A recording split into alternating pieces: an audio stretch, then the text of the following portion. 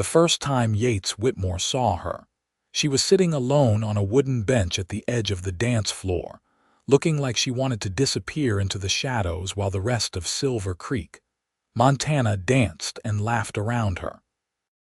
It was the autumn harvest dance of 1883, and Yates had only come because his ranch hand Miguel had practically dragged him into town, insisting that a man of 32 years had no business spending every Saturday night alone with his cattle and his thoughts.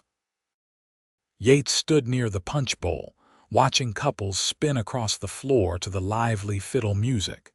He recognized most faces in the crowd. Silver Creek was small enough that everyone knew everyone, which made the young woman on the bench all the more intriguing.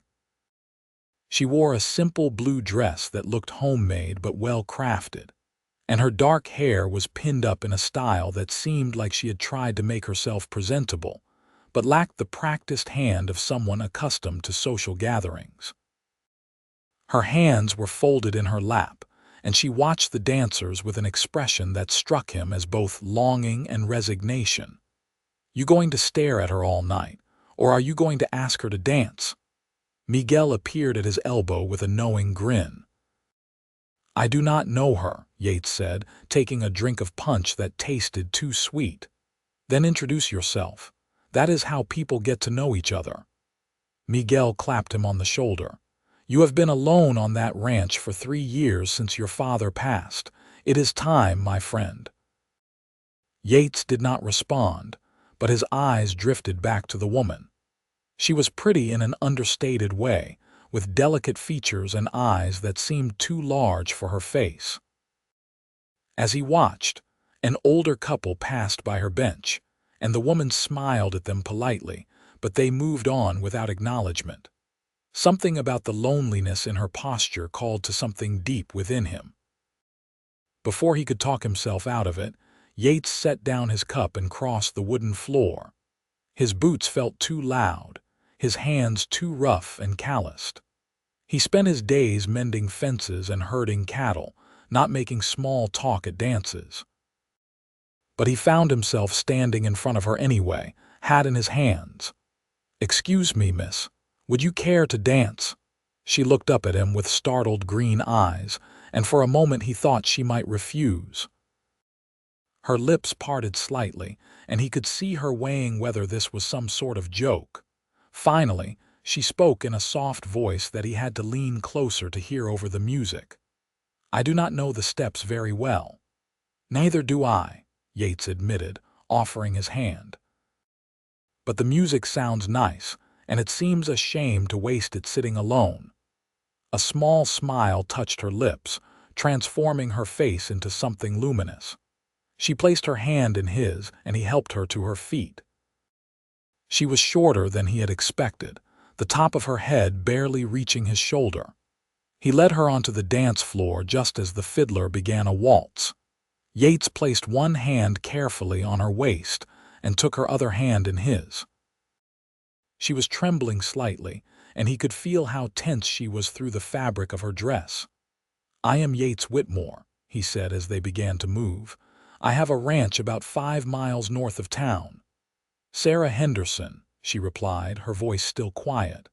"I arrived in Silver Creek 2 weeks ago."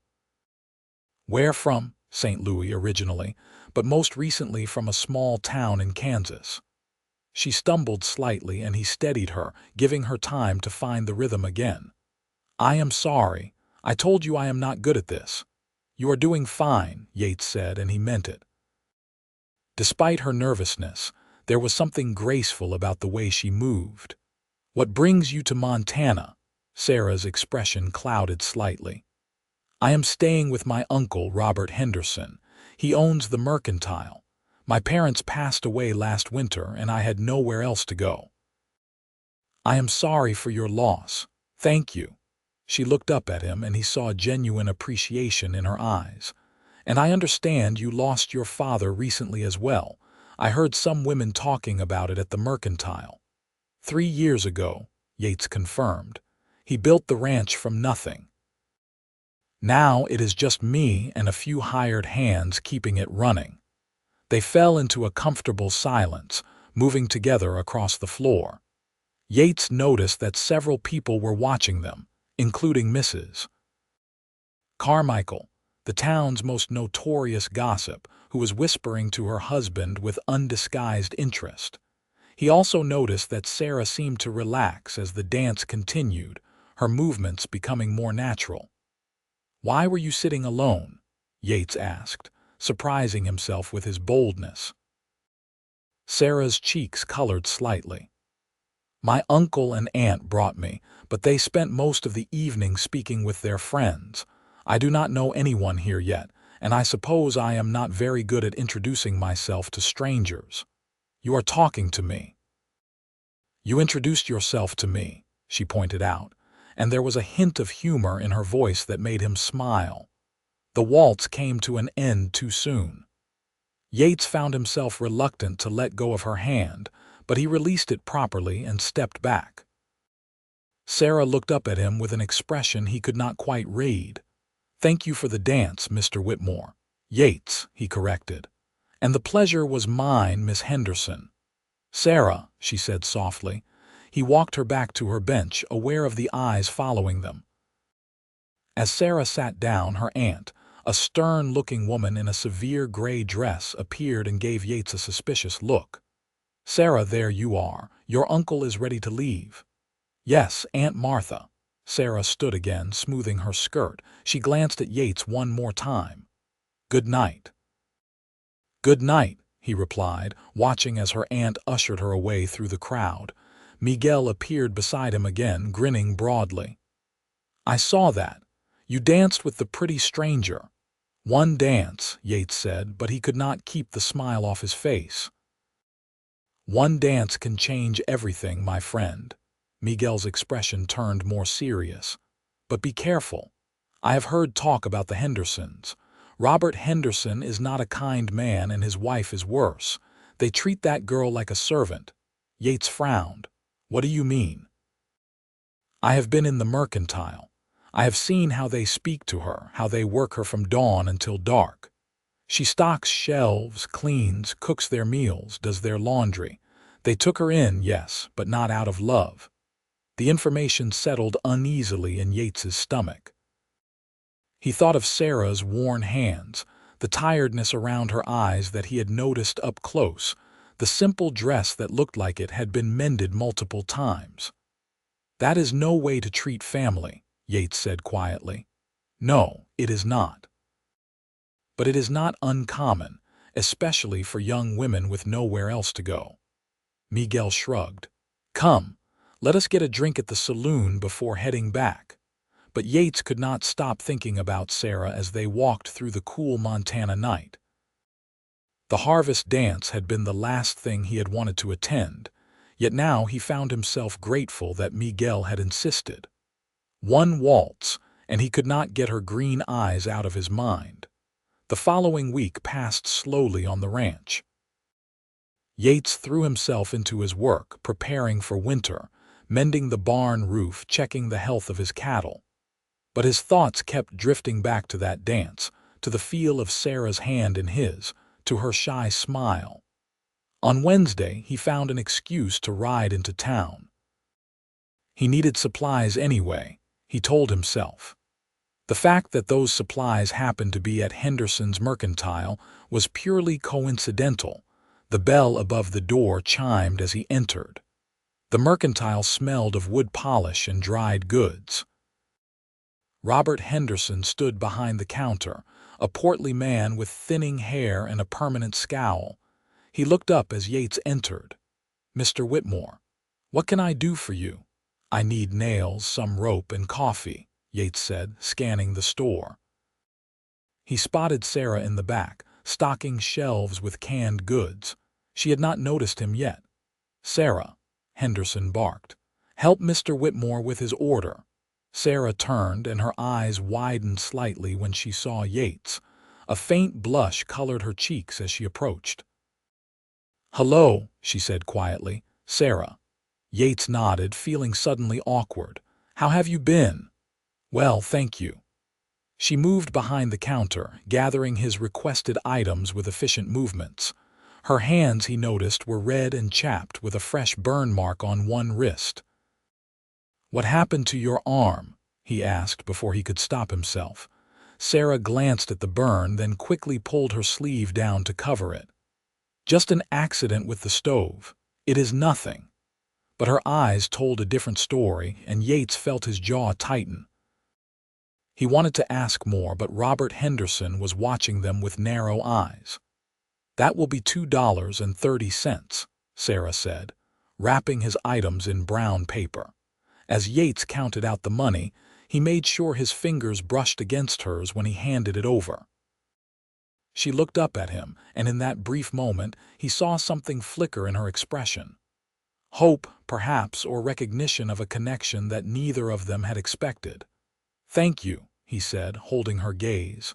"You are welcome," she replied softly. Yates left the mercantile feeling more unsettled than when he had arrived. The glimpse of that burn, the tired lines around Sarah's eyes, the way she had flinched when her uncle had shouted her name. Miguel had been right. The Hendersons were not treating her with kindness. Over the next few weeks, Yates found more reasons to visit the mercantile. Each time, he made sure to speak with Sarah, even if only for a few minutes. He learned that she rose before dawn to make breakfast for her aunt and uncle, that she worked in the mercantile all day, and that her evenings were spent cooking, cleaning, and doing laundry. She had no time for herself, no friends in town, no life beyond servitude to relatives who showed her no affection. In turn, Sarah asked him about his ranch, about his life, about Montana. Her questions were thoughtful and genuine, and Yates found himself sharing more than he usually did with anyone. He told her about his father, about the loneliness of the ranch, about his hopes of expanding his herd next spring. Their conversations never lasted long. Robert or Martha Henderson always seemed to interrupt, finding some task that required Sarah's immediate attention. But those brief exchanges became the highlight of Yates's week. In late October, Yates made a decision. He waited until a Saturday afternoon when the mercantile was busy with customers, knowing that the Hendersons would be too distracted to pay close attention. He approached Sarah as she was arranging bolts of fabric. "Sarah," he said quietly, "would you like to go for a walk with me sometime? Perhaps on a Sunday afternoon." She looked up at him with surprise, then glanced nervously toward where her uncle was helping another customer. "I do not know if my aunt and uncle would allow it. I could ask their permission. They would say no." Her voice was barely above a whisper. "They do not like me to have any time away from my duties." Yates felt anger simmer in his chest, but he kept his voice calm. "You are not a prisoner, Sarah. You are a grown woman. You should be allowed to have friends, to have a life." "It is not that simple." Her eyes were sad. "They took me in when I had nothing. They give me room and board. I owe them." "You do not owe them your freedom." Before Sarah could respond, Martha Henderson's sharp voice cut through the store. "Sarah, stop dawdling and help Mrs. Cooper with her order." Sarah gave Yates an apologetic look and hurried away. He watched her go, frustration building inside him. He had spent 3 years alone on his ranch, content with his solitude, and then one dance had changed everything. Now he could not stop thinking about a woman who was trapped in a life of thankless service, and he had no idea how to help her. That night, sitting in his ranch house with only the crackling fire for company, Yates made another decision. He would not let the Hendersons' control stop him from pursuing what he felt for Sarah.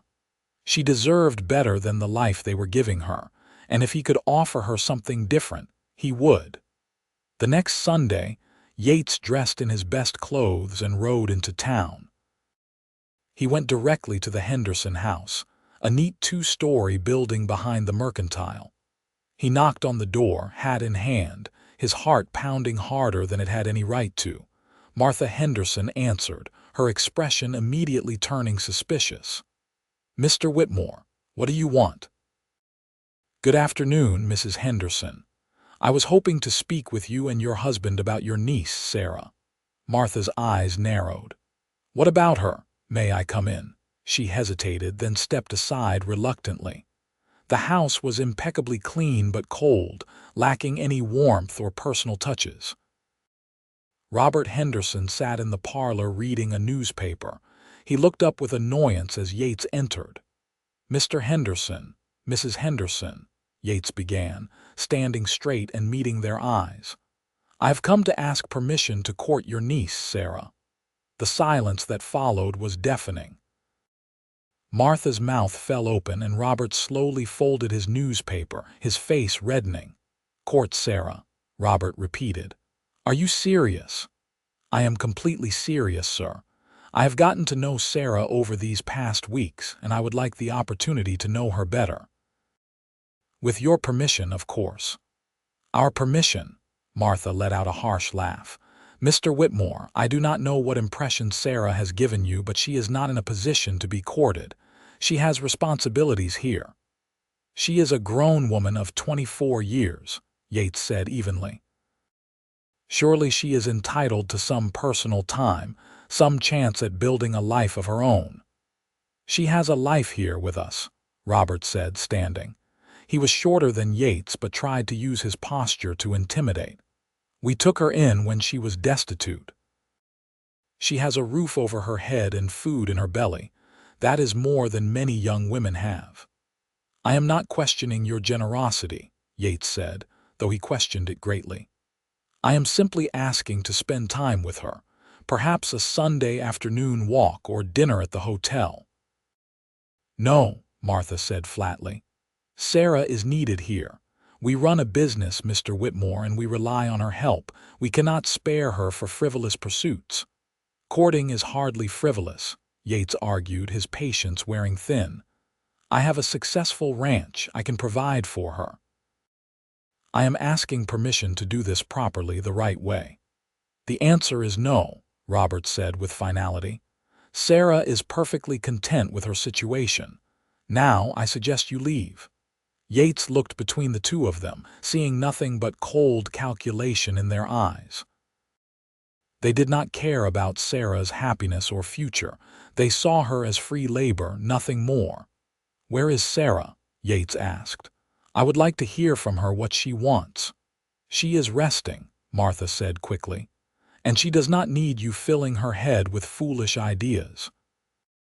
"Good day, Mr. Whitmore." Yates had no choice but to leave, but as he walked back to his horse he glanced up at the second-floor windows. In one of them he caught a glimpse of Sarah's face before a curtain fell back into place. She had been listening.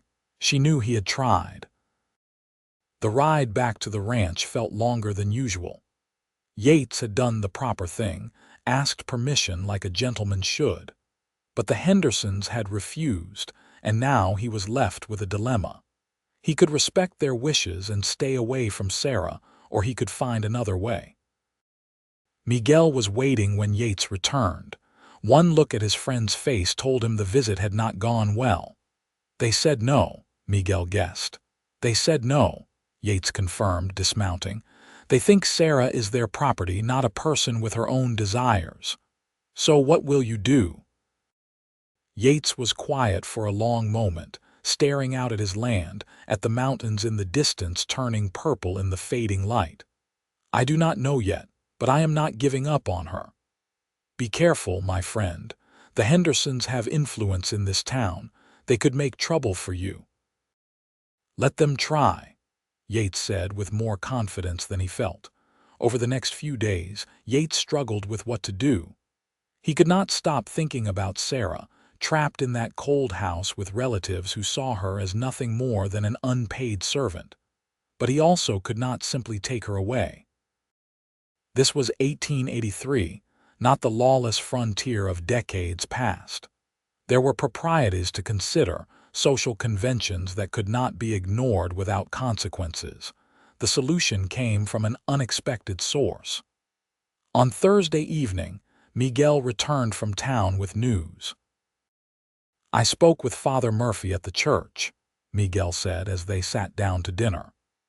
I told him about Sarah's situation, without using names. He said that if a young woman is of legal age and wishes to leave her current situation, she has every right to do so, family permission or not. Yates looked up from his plate. But she has nowhere to go. That is where it becomes complicated, Miguel admitted. A single woman cannot simply move to a ranch with a single man, not without destroying her reputation. But there might be another way. Mrs. Carmichael, the woman who runs the boarding house, she has been looking for help. If Sarah could work there, she would have a respectable place to stay and earn her own money. Then you could court her properly in the open. It was not a perfect solution, but it was something. The question remained whether Sarah would agree to it. Leaving her aunt and uncle would be seen as ungrateful, and would certainly cause scandal in a town as small as Silver Creek. But staying meant a lifetime of servitude with no hope for anything better. Yates knew he needed to talk to Sarah, but the Hendersons watched her constantly.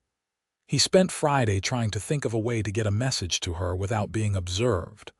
Finally, he decided on the most straightforward approach. Saturday morning, he went to the mercantile again. Robert Henderson was there, but Martha was not, and Sarah was behind the counter. Yates pretended to browse the goods while waiting for Robert to become occupied with another customer. When the moment came, he approached quickly. "Sarah," he said in a low voice, "I need to talk to you. It is important." She glanced nervously toward her uncle. "I cannot, if he sees us talking too long. Tomorrow, can you get away from the house even for a few minutes? They watch me constantly. I am never alone." "Church," Yates said suddenly. "You go to church on Sunday mornings, do you not?" "Yes, but my aunt and uncle are always with me." "After the service, tell them you want to light a candle for your parents. I will wait for you outside. Just a few minutes, Sarah, please." She hesitated, fear and hope warring in her expression. Finally, she gave a tiny nod. "I will try." "What are you two whispering about?" Robert Henderson's voice made them both jump. He approached with a suspicious frown. "I was just asking Miss Henderson if you had received a shipment of those nails I ordered last week," Yates said smoothly. "We have them in the back," Robert said, his eyes moving between them. "Sarah, go get them." Sarah hurried away, and Yates completed his purchase without further conversation. But as he left, he saw her watching him from the back of the store, and he gave her the slightest nod of encouragement. Sunday morning dawned cold and clear. Yates attended the church service at St. Mary's, sitting in the back pew. He spotted Sarah with her aunt and uncle near the front, her head bowed in prayer. She looked small between them, diminished. Father Murphy's sermon was about charity and kindness, about treating others as you would wish to be treated. Yates wondered if the Hendersons felt any guilt as they listened, but their expressions remained unmoved. When the service ended, Yates slipped out and waited near the side of the church, out of direct view but close enough that Sarah would be able to find him. He watched as people filtered out, greeting each other, making plans for Sunday dinner. The Hendersons emerged, and Yates held his breath. Sarah spoke to her aunt, gesturing back toward the church. Martha frowned but nodded curtly. Sarah disappeared back inside while her aunt and uncle waited near their wagon, speaking with another couple. Yates moved to the side door of the church, the one that led to the small garden where memorial candles were kept. A moment later, Sarah appeared. She looked terrified but determined.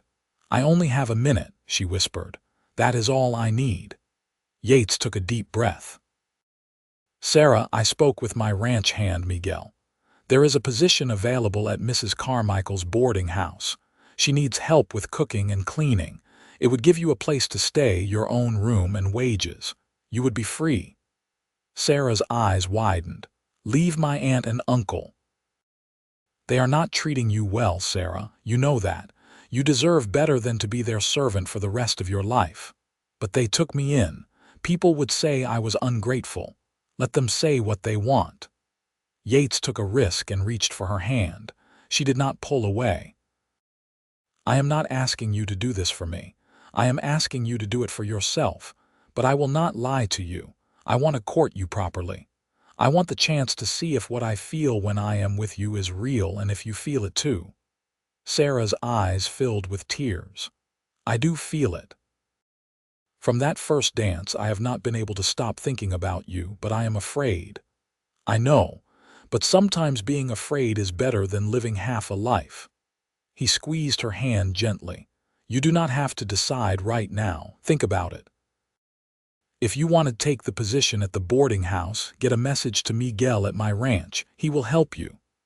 "Sarah," Martha Henderson's sharp voice called from around the corner. "What is taking so long?" Sarah pulled her hand away, panic crossing her face. "I have to go." "Just think about it," Yates urged. She nodded quickly and hurried back inside the church. Yates waited a moment before walking back around to the front, where his horse was tied. As he rode away, he saw Sarah emerge with her aunt and uncle, climbing into their wagon. She did not look at him, but he knew she had heard him. Now it was up to her. The next 3 days were torture. Yates worked himself to exhaustion during the day, trying not to think about whether Sarah would find the courage to leave. Miguel kept assuring him that she would reach out if she wanted to, but as Tuesday turned to Wednesday, Yates began to lose hope. Then, on Wednesday afternoon, a young boy rode up to the ranch. Yates recognized him as Tommy Fletcher, the blacksmith's son. "Mr. Whitmore," the boy called out. "I have a message for you." Yates hurried over, his heart racing. "What is it?" "A lady at the mercantile gave me a nickel to bring you this."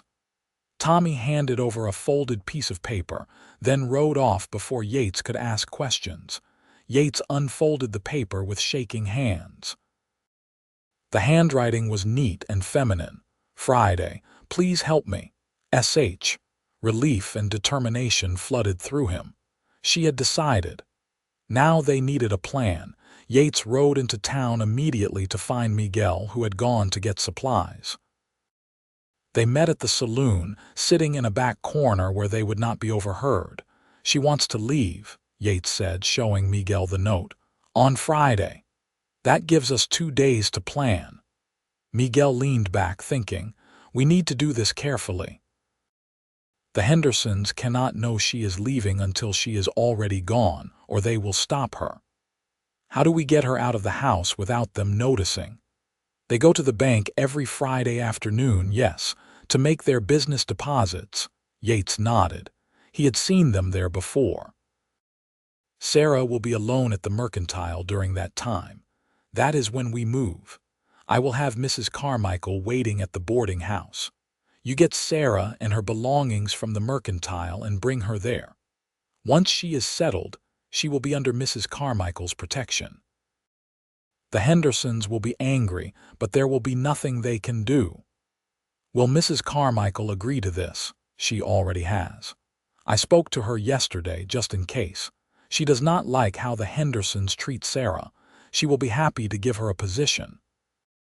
Yates felt a weight lift from his shoulders. "Thank you, my friend. Just promise me you will treat her right. She has been through enough." "I promise." The next 2 days crawled by. Yates prepared his house, cleaning rooms that had not been used in years, just in case Sarah ever wanted to visit. He knew he was getting ahead of himself, but he could not help it. The thought of Sarah being free, of having the chance to court her properly, filled him with a hope he had not felt in years. Friday morning, Yates rode into town early. He met Miguel at the livery stable, where they waited out of sight, watching the mercantile. At precisely 2 o'clock, Robert and Martha Henderson locked the front door of the mercantile and walked down the street toward the bank, as they did every Friday. "Now," Miguel said. Yates crossed the street quickly, going around to the back entrance of the mercantile that led to the storeroom. He knocked softly. A moment later, Sarah opened the door. She looked pale but resolute, and she held a small carpet bag. "Is this everything?" Yates asked. "I do not have much," Sarah said. "Just clothes and a few personal items, my mother's Bible. That is all you need." Yates took the bag from her. "Are you sure about this, Sarah?" She looked up at him, and he saw steel in her green eyes that he had not seen before. "I am sure. I cannot live like this anymore. I want a chance at a real life." "Then let us go." They moved quickly through the back alleys, avoiding the main street.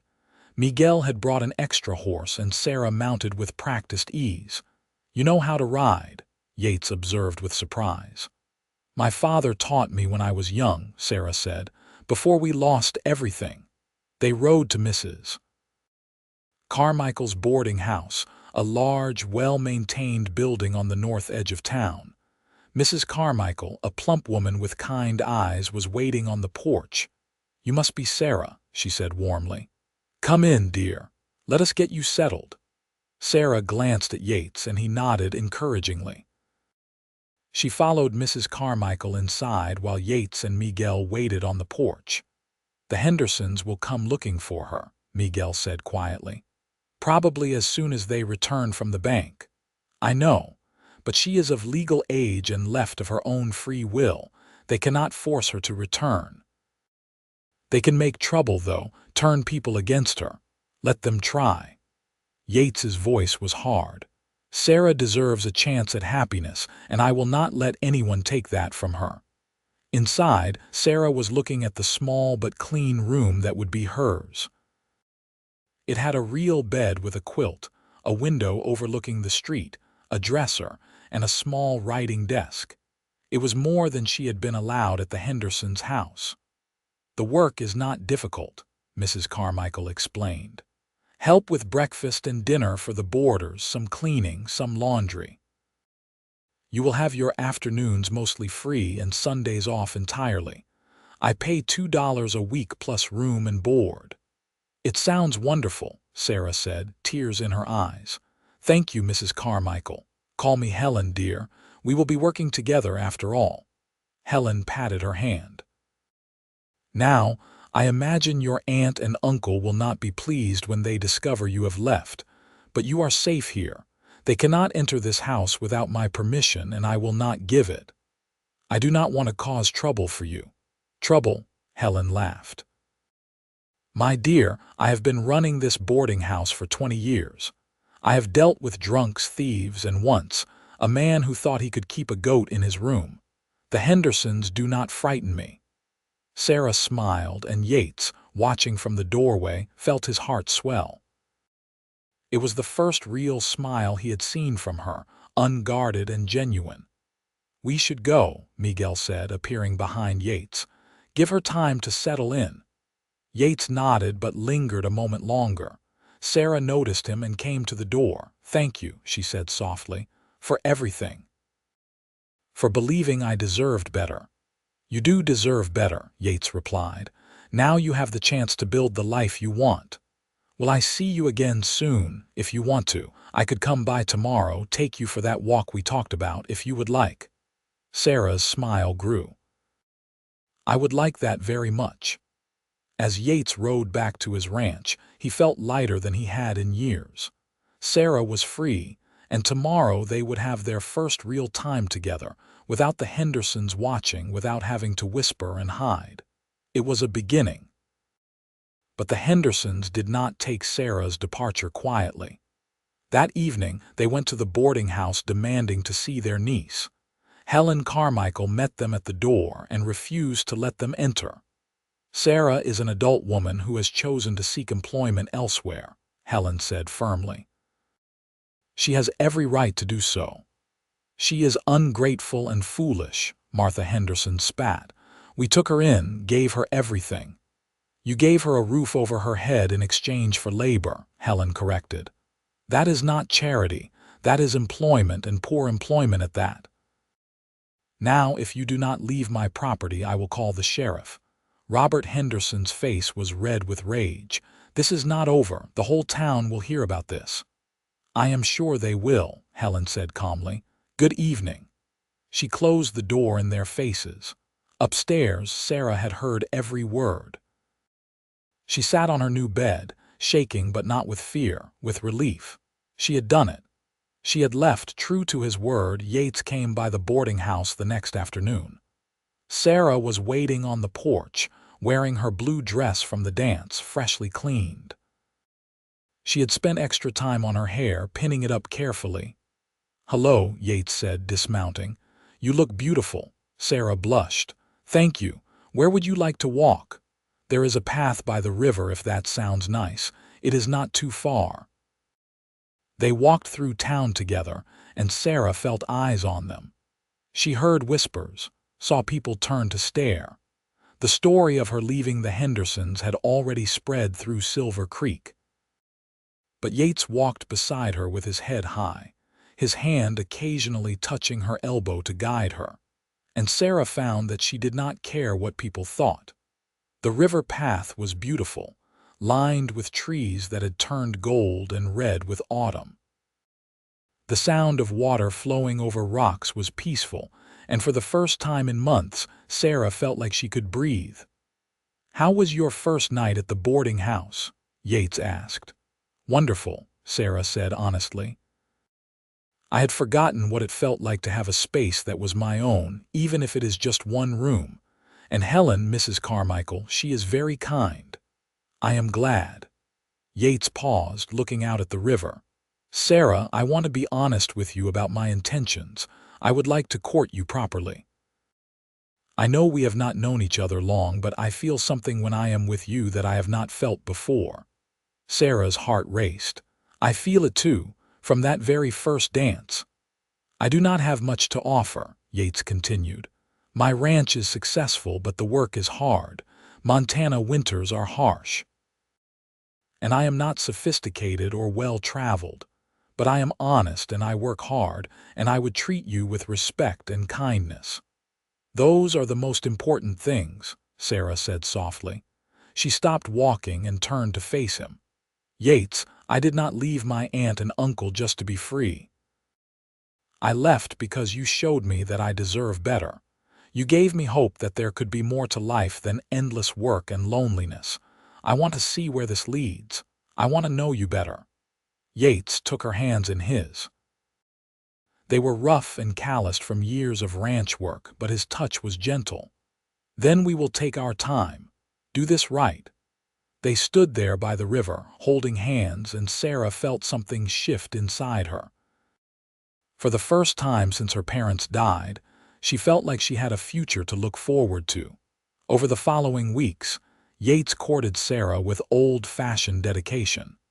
He came to town every Sunday to take her to church, then for walks or dinners at the hotel.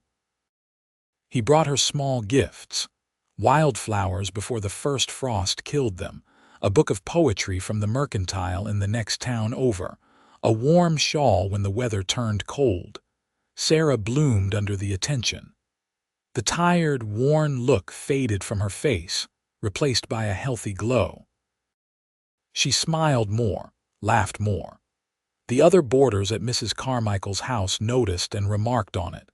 Sarah was making friends, becoming part of the community in a way she never had at the Hendersons. The Hendersons, meanwhile, were furious. They bad-mouthed Sarah to anyone who would listen, calling her ungrateful and dishonest. But their complaints fell on mostly deaf ears. Too many people in Silver Creek had noticed how they treated Sarah, and while leaving one's family was unconventional, most agreed that Sarah had the right to make her own choices. Still, the tension in town was palpable whenever Sarah and her former guardians crossed paths. Martha Henderson would turn her head away with a sniff of disdain. Robert Henderson would glare. But they did not confront Sarah directly, especially not when Yates was around. As November turned to December, Yates invited Sarah to visit his ranch. She rode out one Sunday afternoon with Helen Carmichael as chaperone, maintaining propriety. When they crested the final hill and Sarah saw the ranch spread out before her, she caught her breath. The main house was modest but well built, with a wide porch and a stone chimney. The barn and outbuildings were well maintained, and cattle dotted the fields. Mountains rose in the distance, snow-capped and majestic. It was beautiful in a raw, untamed way that spoke to something deep in Sarah's heart. "This is your home?" she asked. "This is my home," Yates confirmed. He helped her dismount, then showed her around. Miguel greeted them with a warm smile, as did the other ranch hands. They had heard about Sarah and were curious to meet the woman who had captured their boss's heart. Inside the house, Sarah looked around with interest. It was clean but sparse, clearly the home of a man who lived alone. The furniture was functional rather than decorative, and the kitchen looked barely used. "I do most of my cooking outside or at the bunkhouse with the men," Yates admitted. "I am not much of a cook." "It is a good house," Sarah said, running her hand along the back of a chair. "It just needs some warmth, some personal touches." "That is what it has been missing," Yates said quietly, watching her. "I did not realize how empty it felt until recently." Their eyes met, and the air between them seemed to thicken with unspoken words. Helen Carmichael cleared her throat from the doorway, reminding them of her presence. "Why do you not show us the rest of the property?" Helen suggested diplomatically. They walked the ranch, with Yates pointing out various features and explaining his plans for expansion. Sarah listened intently, asking intelligent questions. She had grown up in a city, but her father had briefly tried farming before moving to St. Louis, and she understood the basics of livestock and land management. "You have built something impressive here," Sarah said as they stood on a ridge overlooking the property. "Your father would be proud." "I hope so," Yates replied. "He always said land was the only thing worth having. Once you own land, no one can take away your ability to make a living." "My father used to say something similar," Sarah said wistfully, "before he lost everything in a bad business deal. That was the beginning of the end for us. I am sorry you had to go through that. It taught me to appreciate what truly matters, not money or status, but honesty, hard work, people who care about you." She looked up at him. "You have those things, Yates. That makes you rich in the ways that count." Yates wanted to kiss her then, standing on that ridge with the wind whipping around them and the mountains as witnesses. But Helen was watching, and he needed to do things properly. So instead, he took Sarah's hand and held it as they walked back to the house. Winter arrived in Montana with a vengeance. Snow fell heavily in late December, and temperatures plummeted. Yates could not come to town as often, occupied with keeping his cattle safe and his ranch running through the harsh conditions. But he sent letters with Miguel when his ranch hand went for supplies, and Sarah wrote back, her words warm despite the cold outside.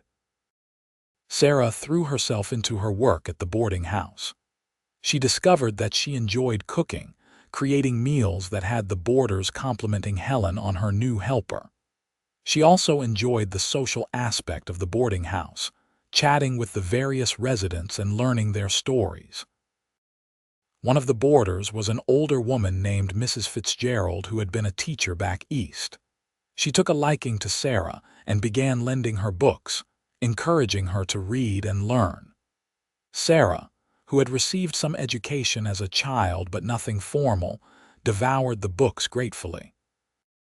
"You have a good mind," Mrs. Fitzgerald told her. "It would be a shame to waste it." Sarah thought about that often during those long winter evenings. She had spent so long just surviving that she had forgotten she could aspire to more than just getting through each day. Now, with stable work, a safe place to live, and Yates's courtship giving her hope for the future, she began to dream again. Christmas came and went quietly. Yates managed to make it to town for Christmas Eve service, and he gave Sarah a beautiful wooden box he had carved himself during the long winter evenings. Inside was a delicate silver locket. "I know it is not much," he said, as Sarah opened it with trembling fingers. "But I wanted you to have something special." "It is perfect," Sarah whispered, tears in her eyes. She opened the locket to find it empty. "What should I put inside?" "Whatever is most important to you," Yates said. Sarah carefully cut a small piece from the letter Yates had written her the week before and folded it tiny enough to fit in one side of the locket. On the other side, she placed a small photograph of her parents that she had managed to save. When she showed Yates, he understood completely. "The past and the future," he said softly. "Exactly." New Year of 1884 arrived with a fierce blizzard that kept everyone indoors for 3 days. When it finally cleared, Yates dug his way out of the ranch and rode to town, needing to see Sarah to make sure she was safe. He found her at the boarding house helping Mrs. Carmichael prepare a large pot of stew for the stranded boarders. "Yates," Sarah's face lit up when she saw him. "I was so worried about you. I am fine. The ranch is fine. I just needed to see you." He glanced at Mrs. Carmichael. "Might I steal Sarah for a few minutes?" "Of course. We are ahead on the cooking anyway, thanks to Sarah's hard work." They sat in the boarding house parlor, one of the few semi-private spaces available. Sarah poured Yates coffee to warm him up, and they talked about the storm, the ranch, the boarding house. But eventually the conversation turned more serious. "Sarah," Yates began, setting down his coffee cup, "we have been courting for almost 3 months now. I know that is not very long by most standards, but I am a simple man and I know what I want. I want you in my life, not just for now, but forever." Sarah's breath caught. "Yates, I am not proposing yet," he said quickly. "I know we need more time. But I want you to know my intentions are serious. I want to marry you, Sarah, when you are ready, when you feel sure." "I feel sure now," Sarah said quietly. "I have felt sure since that first dance, but I want to wait too, not because I have doubts, but because I want to do things right. I want to be absolutely certain in everyone's eyes, including my own, that this is real and lasting." "Then we wait," Yates agreed. "But know that my heart is yours, Sarah Henderson. It has been since I saw you sitting alone at that dance, looking like you wanted to disappear. I am so glad you did not disappear. I am so glad I asked you to dance." "So am I," Sarah whispered. She reached across and took his hand. "So am I." The rest of winter passed slowly but steadily. Yates visited whenever the weather allowed, and their relationship deepened. They talked about everything: their pasts, their dreams, their fears. Yates told Sarah about the loneliness he had felt after his father died, how the ranch had felt more like a burden than a legacy. Sarah told him about watching her parents decline after losing their money, about feeling helpless as her mother and father grew ill and eventually died within weeks of each other. "I felt so alone," Sarah confessed one Sunday afternoon as they walked through town. "Even before they died, I felt alone because I was watching them slip away and could not stop it. Then when they were gone and I had to go to my aunt and uncle, I felt even lonelier. At least before, I had been surrounded by love, even if we had nothing else. With the Hendersons, I had nothing at all." "You are not alone anymore," Yates said firmly. "You have friends now. Helen, Mrs. Fitzgerald, the people in town who have gotten to know you, and you have me." "I know," Sarah smiled. "That is what makes all the difference." Spring arrived late in Montana, but when it came, it transformed the landscape. Snow melted, revealing green grass beneath. Wildflowers began to bloom. The river swelled with runoff, and the world felt renewed. With the better weather, Yates invited Sarah to the ranch more frequently. She began to spend whole days there, helping with small tasks, learning about ranch life. She discovered that she enjoyed it: the physical work, the sense of accomplishment, the beauty of the wide open spaces. Miguel and the other ranch hands grew fond of her. She treated them with respect, learned their names, asked about their lives. She brought baked goods from the boarding house and shared them generously. The ranch, which had always been a male domain focused solely on work, began to feel more like a home. One warm May evening, Yates and Sarah sat on his porch watching the sunset paint the sky in shades of orange and pink.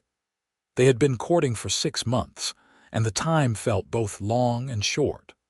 Long because Yates could hardly remember what life had been like before Sarah. Short because he wanted forever with her, and 6 months was just a beginning. "Sarah," Yates said, his heart pounding, "I know I said I would wait, but I cannot wait any longer. I love you. I think I have loved you since that first dance, and every day I love you more. Will you marry me?" Sarah turned to him, her green eyes shining with tears. "Yes," she said simply. "Yes, Yates, I will marry you." Yates pulled out a ring he had been carrying in his pocket for weeks, waiting for the right moment. It was not expensive, just a simple gold band with a small pearl, but Sarah gasped when she saw it. "My grandmother's ring," Yates explained as he slipped it onto her finger. "The only piece of jewelry my father kept after she died. He told me to give it to the woman I wanted to spend my life with." "It is beautiful," Sarah whispered, looking at the ring through her tears. Then she looked up at him. "I love you too, Yates, so very much."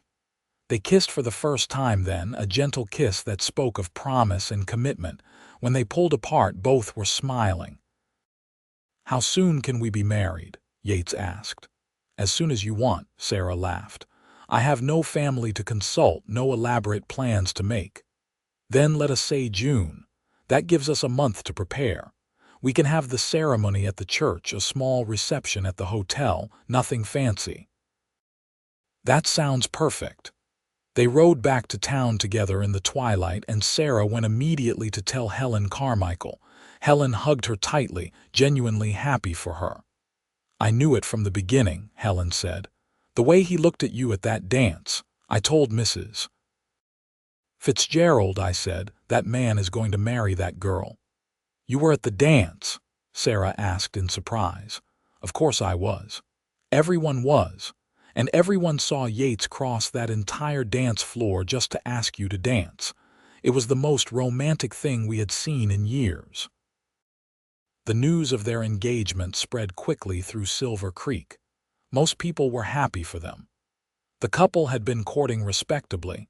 Sarah had proven herself to be hardworking and kind, and Yates was a respected rancher. It seemed like a good match. But the Hendersons were predictably outraged. Martha Henderson made her feelings known to anyone who would listen. "Ungrateful girl," she said loudly at the mercantile. "We took her in, and this is how she repays us." Running off to work at a boarding house and marrying the first man who paid her attention. Most people ignored her, but the words still stung when they reached Sarah's ears. She tried not to let them bother her, but Yates could see she was upset. "Do not listen to them," he said gently. "They are angry because they lost their free labor, nothing more. Anyone who knows you can see what kind of person you truly are. I know.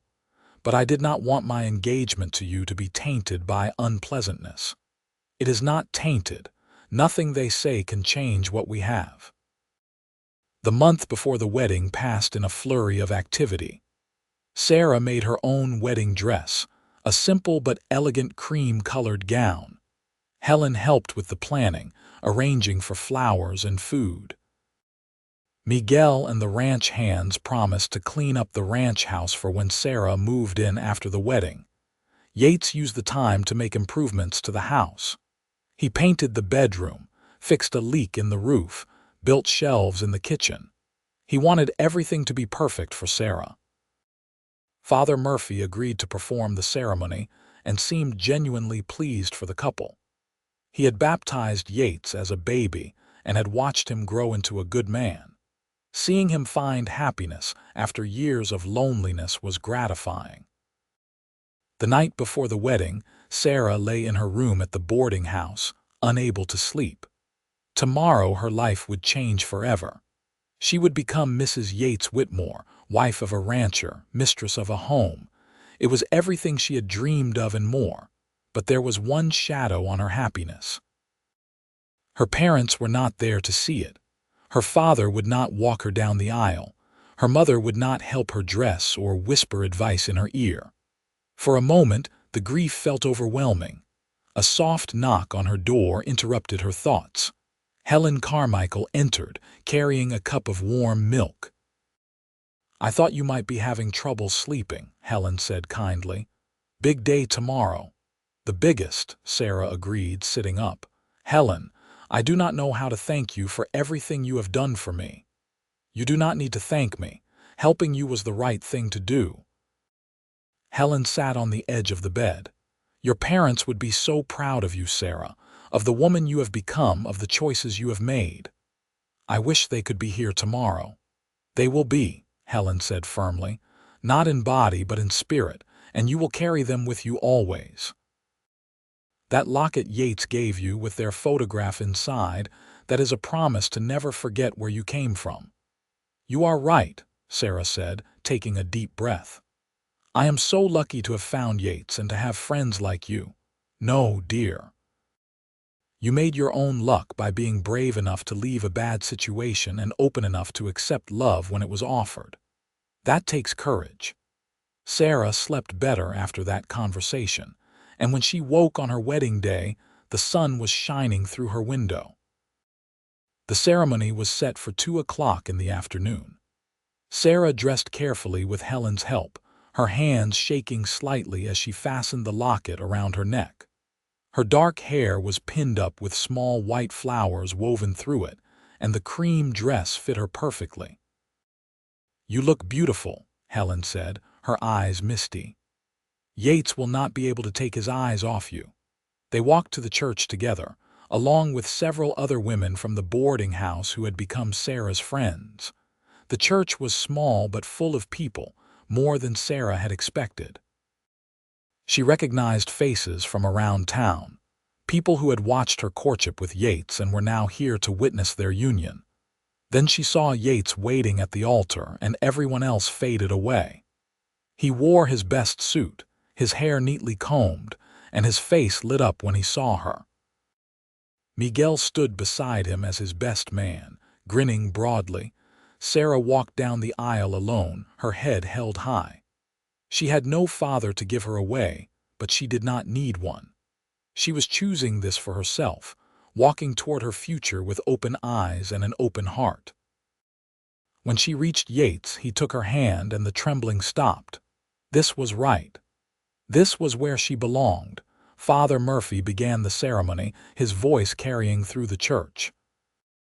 Sarah barely heard the words, too focused on Yates's face, on the way he was looking at her like she was the most precious thing in the world. "Do you, Yates Whitmore, take this woman to be your lawfully wedded wife?" Father Murphy asked. "I do," Yates said clearly, never taking his eyes off Sarah. "And do you, Sarah Henderson, take this man to be your lawfully wedded husband?" "I do," Sarah replied, her voice strong and certain. They exchanged rings, Yates sliding a matching gold band onto Sarah's finger to accompany her engagement ring. Then Father Murphy pronounced them husband and wife. "You may kiss your bride," he said with a smile. Yates pulled Sarah close and kissed her gently, aware of all the eyes watching. But in that moment, Sarah did not care who was watching. She was married to the man she loved, and her life was finally beginning. The reception at the hotel was lively and joyful. There was food and music, and people came up to congratulate the newlyweds. Even some of the ranch hands from neighboring properties showed up, having heard about the wedding and wanting to celebrate. The only discordant note was when Robert and Martha Henderson appeared briefly at the hotel entrance. They did not come in, just stood there looking at the celebration with sour expressions. Sarah saw them and felt a pang, not of regret but of sadness for them. They could have been part of this joyful day if they had treated her with kindness. Instead, they had driven her away and now stood on the outside looking in. Yates followed her gaze and squeezed her hand. "Do not let them ruin this day." "They cannot," Sarah said, turning back to him with a smile. "They have no power over my happiness anymore." As the sun began to set, Yates and Sarah left the reception and rode out to the ranch together. Sarah was finally going home. The house looked different when they arrived. Lanterns had been lit on the porch, and Miguel had left flowers in vases throughout the rooms. The bed had fresh linens, and the kitchen had been stocked with food. It was a warm welcome, and Sarah felt tears prick her eyes at the thoughtfulness. "This is your home now," Yates said, standing behind her and wrapping his arms around her waist. "Our home." Sarah leaned back against him, looking around at the simple but comfortable rooms. "It is perfect." That night they consummated their marriage with tenderness and love. Sarah had been nervous, inexperienced, but Yates was patient and gentle. When they finally lay together afterward, Sarah felt complete in a way she never had before. She belonged to someone, and someone belonged to her. They were a family now. The first months of marriage were an adjustment.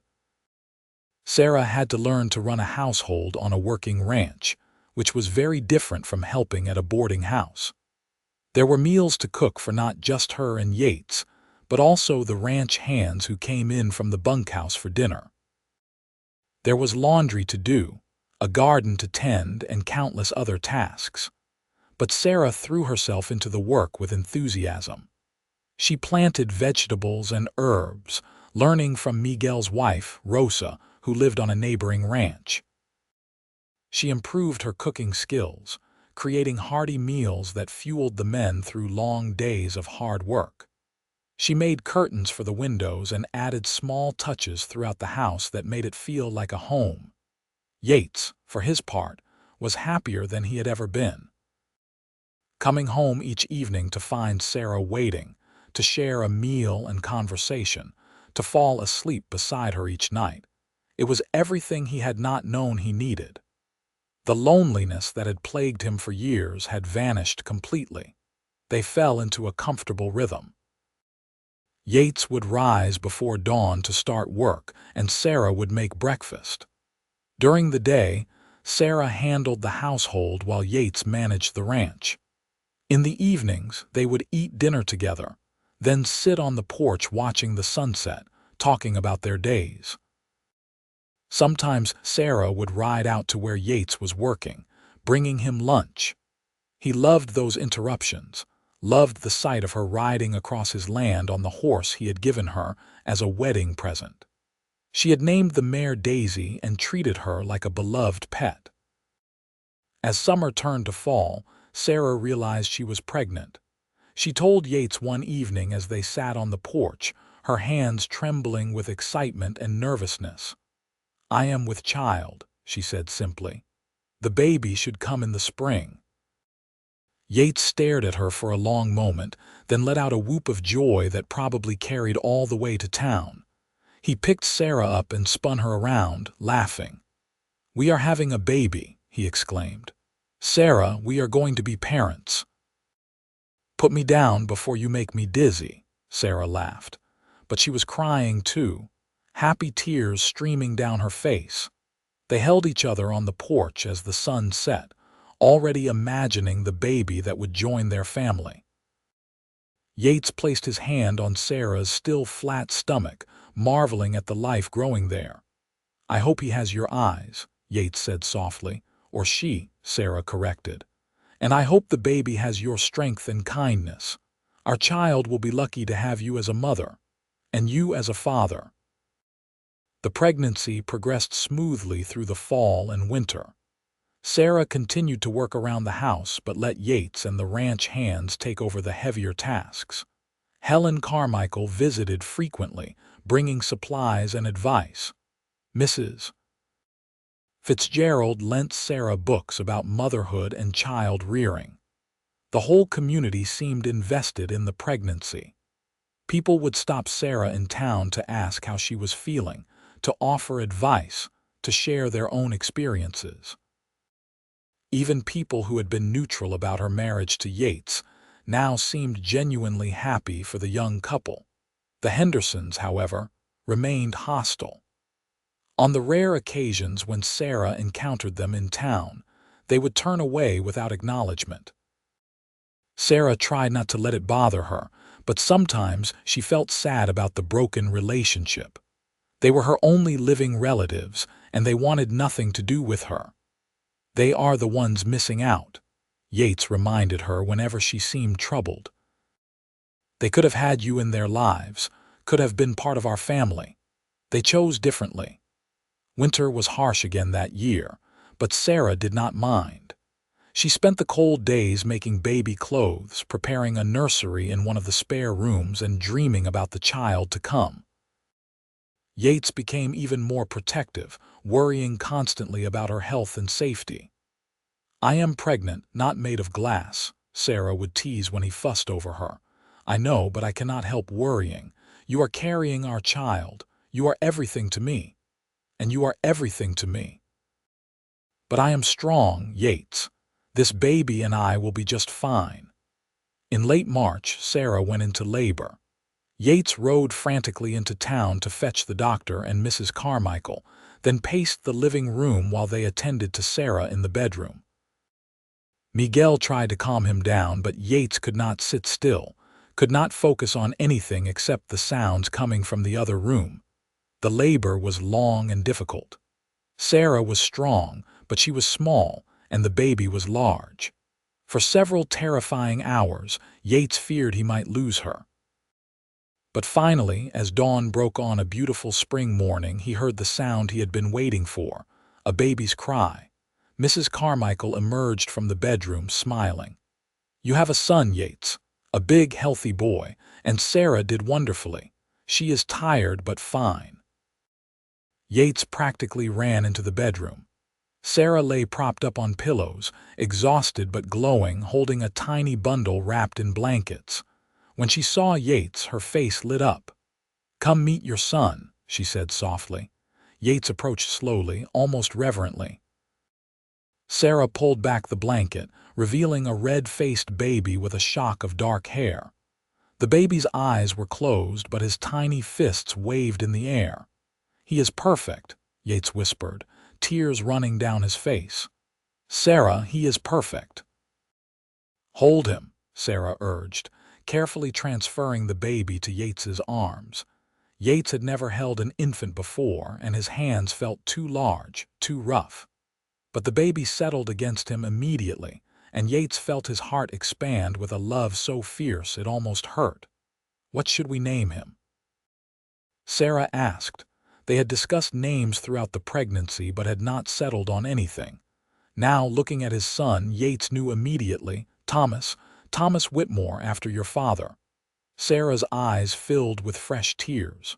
"Really, he should carry on your father's name. It is a good name, and your parents deserve to be remembered through him." "Thomas," Sarah repeated, smiling. "Tommy, I love it."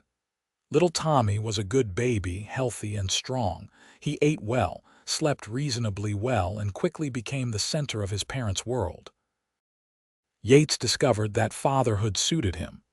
He loved holding his son, loved watching Sarah nurse him, loved the way Tommy would grip his finger with surprising strength. The ranch hands were smitten with the baby as well. They would make excuses to come to the house just to catch a glimpse of Tommy. Miguel carved him a set of wooden toys, and one of the younger hands, a man named Jack, proved surprisingly good at making the baby laugh. As spring turned to summer, life settled into a new normal. Sarah managed the household while caring for Tommy, and Yates ran the ranch with renewed energy. He was working not just for himself now, but for his family, building something to pass on to his son. One evening in early June, exactly a year after their wedding, Yates and Sarah sat on the porch with Tommy between them. The baby was awake and alert, his dark eyes, which had indeed turned out to be the same green as Sarah's, watching the world with infant fascination. "A year ago today we were getting married," Yates said, taking Sarah's hand. "Best decision I ever made," Sarah replied, squeezing his fingers. "You ever regret it? Leaving town life, becoming a rancher's wife?" "Never," Sarah said firmly. "This is where I belong. With you, with Tommy, with this life we are building together." She paused, then smiled mischievously. "Although I might regret it if you do not kiss me right now." Yates laughed and leaned over to kiss her, careful not to disturb the baby. Tommy made a gurgling sound, and they both looked down at him, their hearts full. The years that followed were good ones.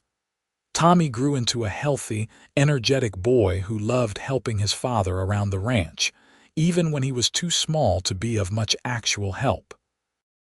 He had inherited his mother's green eyes and quick smile, and his father's strong build and determined nature. When Tommy was 3, Sarah gave birth to a daughter they named Emma, after Yates's mother. Emma was smaller and quieter than Tommy had been, with Yates's brown eyes and Sarah's delicate features.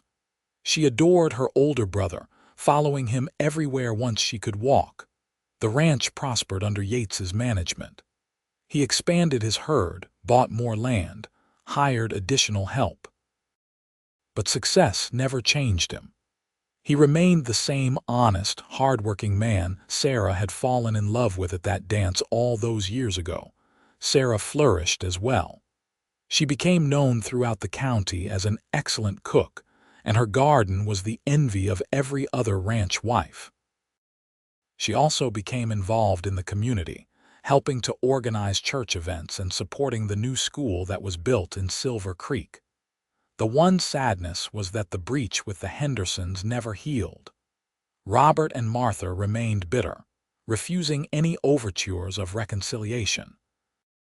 When Robert died suddenly of a heart attack when Tommy was 5, Sarah attended the funeral despite knowing she was not welcome.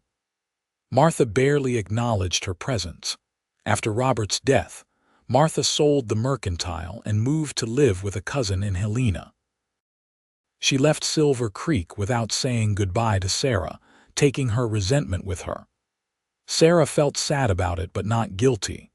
She had done nothing wrong, and she had a good life despite her aunt and uncle's disapproval. As the children grew, the Whitmore Ranch became known as one of the most successful in the county. But more than that, it was known as a place of warmth and welcome. Ranch hands who worked for Yates stayed for years, treated fairly and with respect. Neighbors knew they could count on the Whitmores for help in times of trouble. When Tommy was 10 and Emma was 7, Sarah discovered she was pregnant again. This time, she was less nervous, having been through it before. The pregnancy was easier than the previous 2, and in the spring of 1894, she gave birth to another son. They named him Jacob, and he came into the world small but fierce, keeping his parents awake with his lusty cries. Tommy and Emma were thrilled with their new brother, fighting over who got to hold him first. Yates joked that they had started their own small town on the ranch, but his eyes were soft with love as he watched his family grow. Life was not always easy. There were harsh winters, years when cattle prices dropped, illnesses that swept through the community. In the winter of 1895, Emma caught pneumonia and nearly died. Sarah and Yates spent 3 terrifying weeks nursing her back to health, taking turns sitting by her bedside through the nights. But they weathered every storm together, their love and commitment never wavering. The lonely rancher and the woman sitting alone at the dance had found in each other exactly what they needed: partnership, love, and the courage to build a life together. As their children grew older, Yates and Sarah would sometimes sit on their porch in the evenings and reminisce about how they met. Tommy, Emma, and Jacob loved hearing the story of the harvest dance, how their father had crossed the entire floor just to ask their mother to dance, how one waltz had changed both their lives forever. "What made you ask her to dance, Papa?" Tommy would ask, even though he had heard the answer many times before. "I saw something in her," Yates would reply, looking at Sarah with the same love he had felt that first night. "Strength and grace and kindness. I saw someone who deserved better than what she had, and I wanted to be the one to give it to her." "And what made you say yes, Mama?" Emma would ask. "I saw someone genuine," Sarah would answer. "Someone who looked at me and saw me not just a servant or a burden, but a person worth knowing. And I was right. Your father is the best man I have ever known." By the time the new century arrived in 1900, the Whitmore children were young adults. Tommy was 17 and already a skilled rancher, clearly ready to take over the family business someday. Emma was 14, smart and ambitious, talking about becoming a teacher. Jacob was 6, wild and adventurous, always getting into trouble and charming his way out of it. Yates was 50, with gray streaking his hair but still strong and capable. Sarah was 41, still beautiful, with laugh lines around her eyes that came from years of genuine happiness. They had been married for 16 years, and their love had only deepened with time. One evening in the autumn of 1900, Sarah and Yates stood on their porch watching the sunset, just as they had done countless times before. The children were inside doing their evening chores, and for a moment, it was just the two of them. "Do you remember the first sunset we watched together from this porch?" Yates asked, putting his arm around Sarah's shoulders. "On our wedding night," Sarah said, leaning into him. "I remember everything about that day. How nervous I was, how happy, how certain that I was making the right choice." "Were you? Did I live up to your expectations?" Sarah looked up at him, her green eyes clear and honest. "You exceeded them. Every single day you exceed them. I never imagined I could be this happy, Yates. Back when I was sitting alone at that dance, when you asked me to waltz, I had no idea that my whole life was about to change." "Mine too," Yates said softly. "I was so lonely before you. I did not even realize how lonely until you came into my life and filled all those empty spaces." "We were both lonely," Sarah said. "Two people who needed each other, who found each other at exactly the right moment. If I had not gone to that dance, if you had not asked me to waltz, if I had said no. But you did not say no. And here we are, with 3 beautiful children and a good life in each other. That is all that matters." As they stood there in the fading light, their children's voices drifting out from inside the house, Sarah felt a profound sense of gratitude. Her life had not been easy. She had lost her parents, been treated poorly by relatives, faced hardship and uncertainty. But all of that had led her here, to this moment, to this man, to this family. "I love you," she said simply, "more than I could ever put into words." "I love you too," Yates replied, kissing the top of her head. "Always have, always will." The years continued to pass in the comfortable rhythm they had established. Tommy eventually married a young woman named Caroline from a neighboring ranch, and they gave Yates and Sarah their first grandchild, a boy named William, in 1903. Emma did become a teacher, teaching at the school in Silver Creek and loving every minute of it. Jacob, true to his wild nature, left home at 18 to try his hand at various adventures, though he always came back to the ranch eventually. Yates and Sarah grew older gracefully, their hair turning gray, their faces showing the marks of years lived fully. But their love never dimmed. They still held hands when they walked through town. They still danced together in their living room when the mood struck them. They still looked at each other with the same wonder and appreciation they had felt at that first dance. On their 30th wedding anniversary in 1914, their children threw them a party at the ranch. Friends and neighbors came from all around, filling the house and yard with laughter and celebration. Tommy and Caroline were there with their 4 children. Emma came with her husband. a banker from Helena she had married 2 years prior. Even Jacob made it home from wherever his latest adventure had taken him. As the party wound down and the sun began to set, Yates took Sarah's hand and led her to the dance floor they had set up in the yard. The fiddler, the grandson of the man who had played at that harvest dance 30 years ago, struck up a waltz. "May I have this dance?" Yates asked, just as he had that first time. "Always," Sarah replied, stepping into his arms. They danced as their family and friends watched, moving together with the ease of decades of partnership. Sarah rested her head on Yates's shoulder, and he held her close, both of them remembering that young rancher and that lonely woman who had found each other at a dance and changed each other's lives forever. When the waltz ended, everyone applauded, and Tommy raised his glass in a toast. "To my parents," he said, his voice thick with emotion, "who taught us all what true love looks like. May we all be fortunate enough to find what they have." To Yates and Sarah, everyone echoed, raising their glasses. As the stars came out and the party continued around them, Yates and Sarah slipped away to their porch, their favorite place, where they had shared so many conversations and quiet moments over the years. 30 years, Sarah said wonderingly. "It feels like both a lifetime and no time at all." "I would do it all again," Yates said.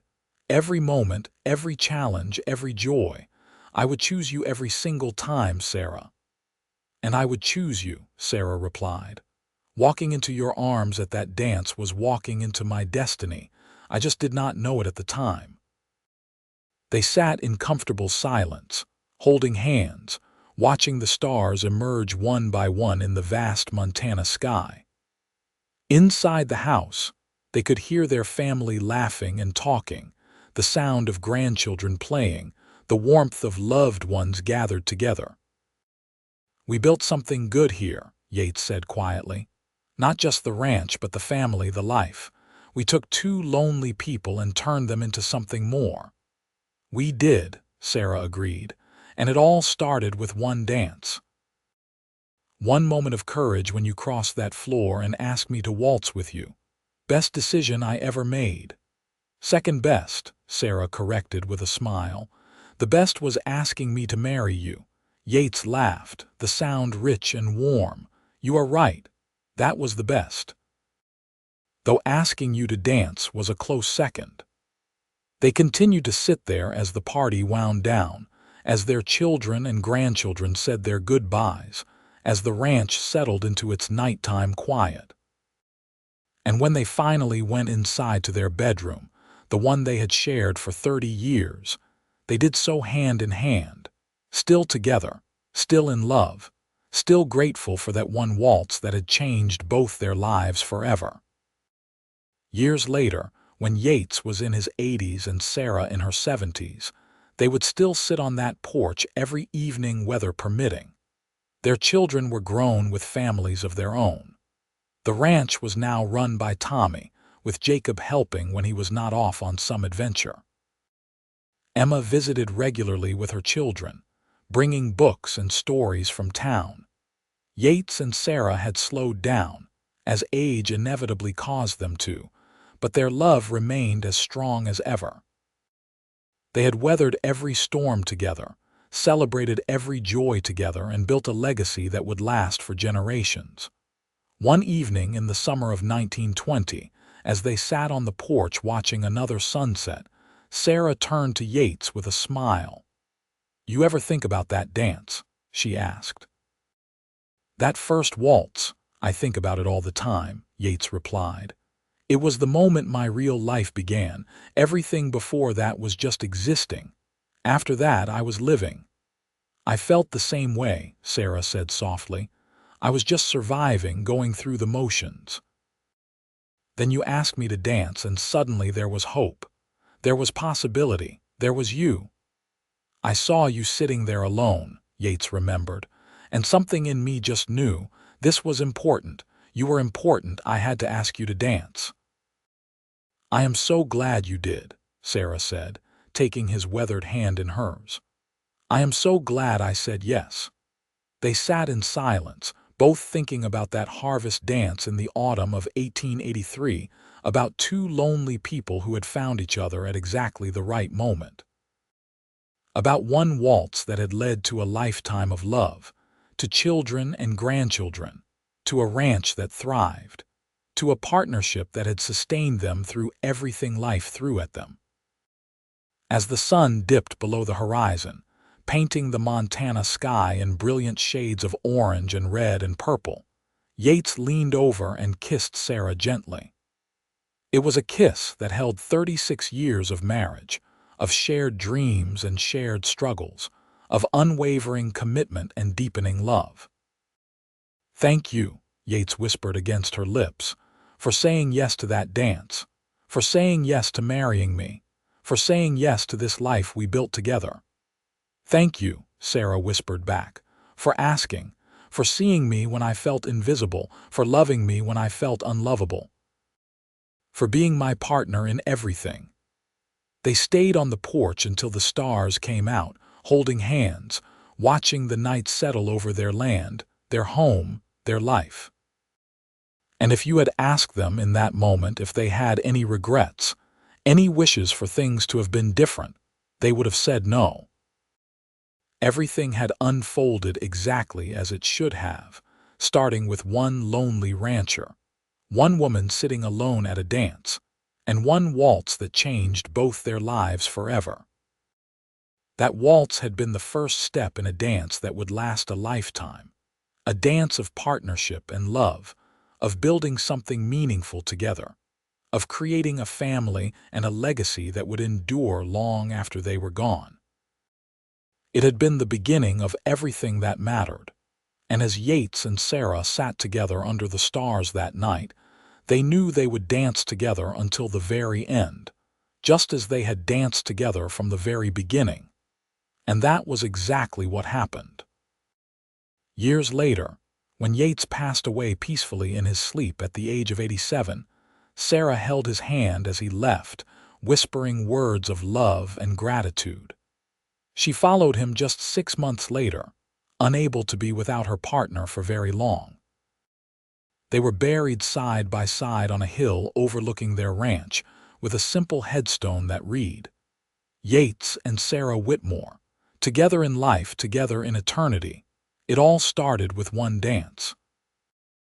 Their children and grandchildren and great-grandchildren would visit that grave for generations, telling and retelling the story of the harvest dance, of the lonely rancher and the woman sitting alone, of one waltz that changed everything. It became a family legend, a reminder that love could be found in the most unexpected places, that courage could change your life, that taking a chance on someone could lead to a lifetime of happiness. And in the town of Silver Creek, Montana, whenever there was a dance, young men were encouraged to look for the wallflowers, the lonely ones sitting at the edges, and ask them to dance. Because you never knew, they were told, one dance could change everything. It had happened before, and it could happen again. That was the legacy of Yates and Sarah Whitmore, a legacy of love that had started with a simple question and a waltz, and had blossomed into something beautiful that would last forever.